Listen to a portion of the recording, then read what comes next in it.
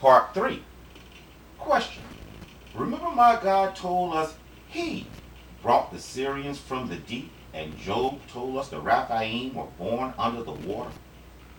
And remember we found out about a mysterious blob no one can explain directly under Africa and under the deepest ocean on earth? One last question, if I may. Remember when we just read Gorée Island was uninhabited before the Dutch arrived, and they initially used the island as a cemetery? I can't hear your answers because this is a video. But if you remember those tidbits, I have a research guess that we will prove slowly but surely that Gorée Island was an exchange center for clones. Basically what I'm saying is, if you wanted to place an order for clones, you must supply a sample to Doppelganger first. You know, like Moab and Cyrus did.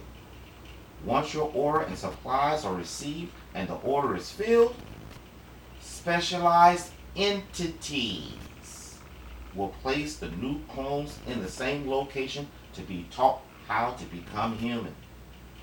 Check out the first piece of my evidence under pre-European settlement. Cutting to the chase. Quote, deposits of the pre-European period are dense with pottery decorated with twine and fish vertebrae motifs and could be found in the domestic settlement context under or at the same level of floors and fireplaces. The pottery near the settlements suggests that these settlements were semi-permanent or permanent. Listen up, listen up. Fishing tools and equipment were rare, although deposits were dense with fish remains. Let me say it again. Fishing tools and equipment were rare, although deposits were dense with fish remains. There was also no sign of iron or its usage before the 18th century. Listen to this. There is no archaeological or physical evidence. I'm going to start again. There is no archaeological or physical evidence of a struggle or conflict between the eventual Europeans or any other cultural group. I got to say that one more time. There is no archaeological or physical evidence of a struggle or conflict between the eventual Europeans or any other cultural group. Stop. Bingo! As you can clearly and plainly hear, just like our Greek discovery of bloodless humanity takeovers, the exact same rule applies to Africa Area 51. Surely you know there's no way in Hades the white man world powers could peaceably share a piece of pie. Nevertheless, black gold without war.